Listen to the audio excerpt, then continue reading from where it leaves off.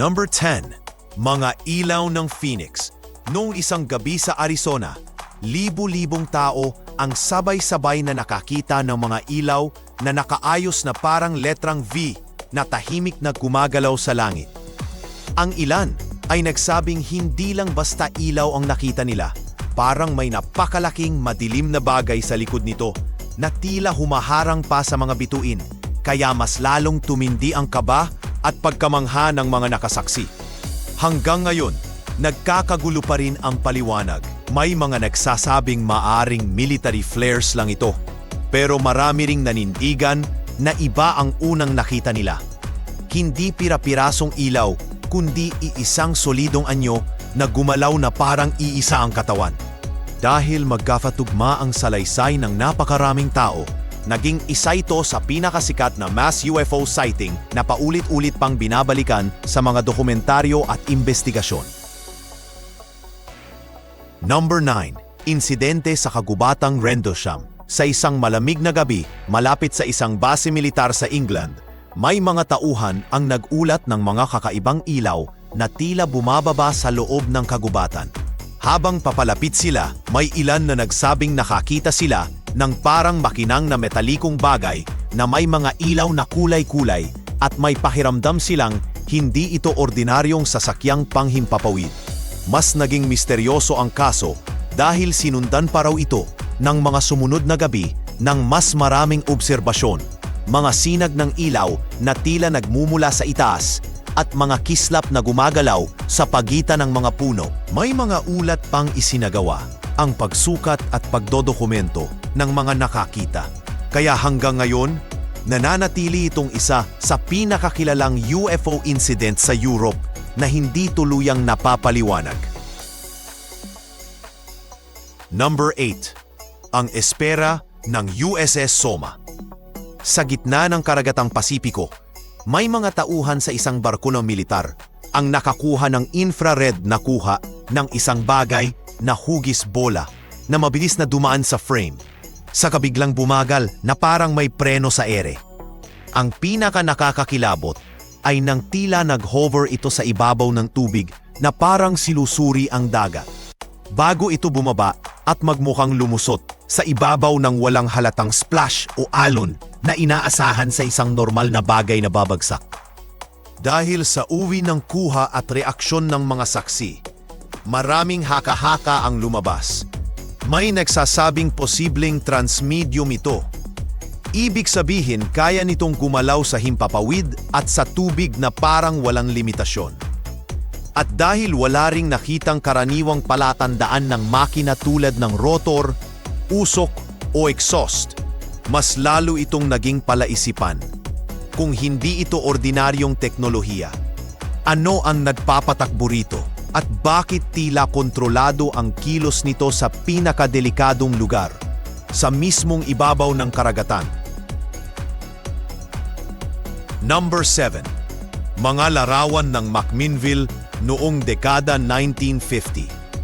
Isang mag-asawang nakatira sa Bukirin ang nakakuha ng 2 litrato ng isang tila metallic na disk sa ibabaw ng kanilang sakahan. Simple lang ang eksena, pero ang epekto nito ay napakalaki. Ang nakakaintriga, hindi raw ito mukhang gawa-gawa sa unang tingin. Malinaw ang hugis, may tamang perspective sa paligid, at hindi basta-basta nagmukhang laruan o anino sa kamera. Kaya mabilis itong kumalat at pinag-usapan sa mas malawak na publiko. Ang mas lalong nagpatibay sa misteryo ay ang reputasyon ng mga kumuha. Tahimik na magsasaka, hindi naghahabol ng pasikatan, at pareho ang kwento nila sa paglipas ng panahon. Kaya hanggang ngayon, itinituring pa rin ang McMinnville photos bilang isa sa mga klasikong kaso na laging ibinabalik sa usapan.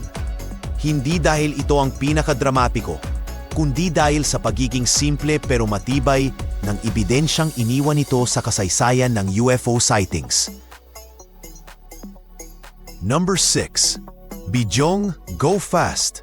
Sa isang flight malapit sa baybayin, nakuna ng infrared camera ng isang military aircraft ang isang maliit at madilim na anyo na tila dumudulas ng napakabilis sa ibabaw ng karagatan.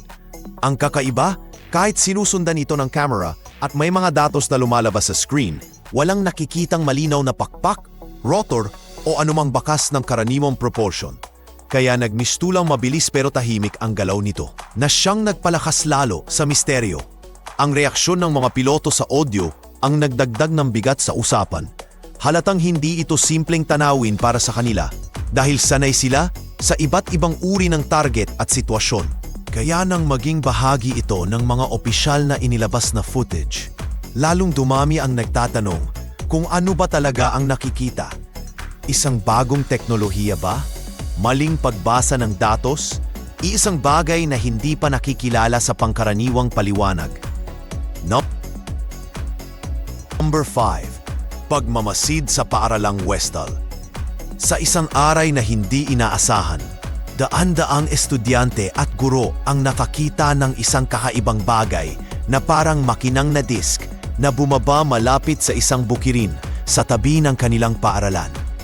Dahil maliwanag ang araw at maraming saksi, marami ang nagsabing malinaw nilang nakita ang anyo nito at kung paano ito gumalaw, kaya hindi ito madaling ituring na imahinasyon lang o maling tingin ng iilan. Mas tumindi pa ang tensyon dahil sa mga sumunod na pangyayari. May mga kwento tungkol sa mga taong dumating upang magtanong, mag-imbestiga at tila pinipigilan ang mga saksi na magsalita. Sa paglipas ng panahon, naging isa itong kilalang kaso dahil pinaghalo nito ang dami ng nakakita, ang pagiging daytime sighting at ang misteryosong pakiramdam na may mga bagay na hindi nais ipaliwanag ng buo. Kaya hanggang ngayon, nananatili itong isa sa pinakamatinding pinag-uusapang school-based UFO sightings. Number 4. Engkwentro ng USS Nimitz Tic-Tac. Sa isang routine na misyon sa dagat, may mga piloto ang ipinadala para siyasatin ang mga kakaibang radar track na paulit-ulit na lumilitaw na parang may bagay na biglang bumabagsak mula sa mataas na altitude. Pagdating nila sa lugar, napansin nila ang tubig sa ibaba na tila kumukulo o nagugulo na parang may nangyayari sa ilalim. At sa ibabaw nito ay may puti, pahaba at makinis na bagay na nakalutang sa ere. Parang isang higanteng tic-tac na walang pakpak, walang usok at walang nakikitang makina. Ang mas nakakagulat, habang sinusubukan ng piloto na lumapit at sumabay sa galaw nito, tila ginagaya raw ng bagay ang maneuvers niya. At pagkatapos, bigla na lang itong umarangkada at naglaho sa bilis na halos hindi kapani-paniwala. Ilang minuto lang ang lumipas.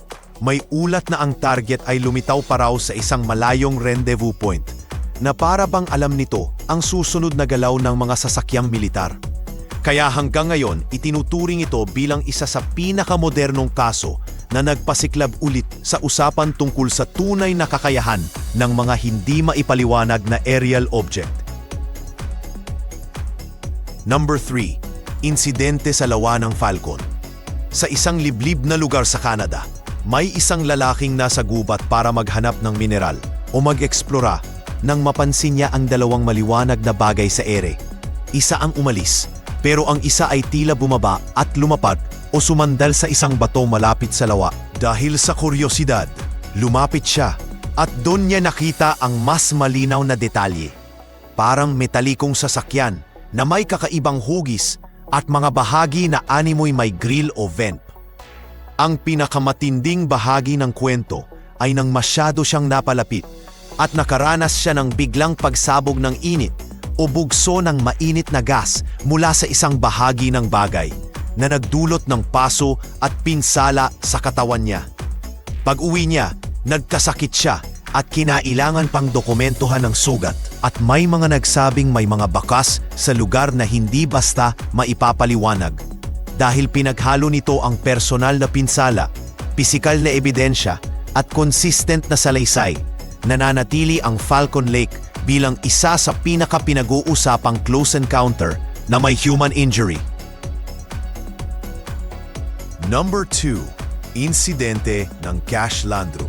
Sa isang madilim na kalsada sa Texas, 3 sakay ng kotse ang nakakita ng isang makinang na bagay na tila nakalutang sa itaas ng mga puno. Hindi lang basta ilaw, kundi parang hugis diamante na may matinding ningning. Ang mas nakakapangilabot, Ayon sa salaysay, may mga helikopter pa raw na paikot-ikot sa paligid nito na para bang may hinahabol o binabantayan. Kaya lalo silang natakot at napilitang huminto habang nakatitig sa eksena. Pagkatapos ng insidente, doon nagsimulang maging maseryoso ang usapan dahil nagkaroon daw sila ng mga sintomas na parang matinding exposure sa init o radiation. Pagkahilo, pagsusuka, paso sa balat at paglalagas ng buhok.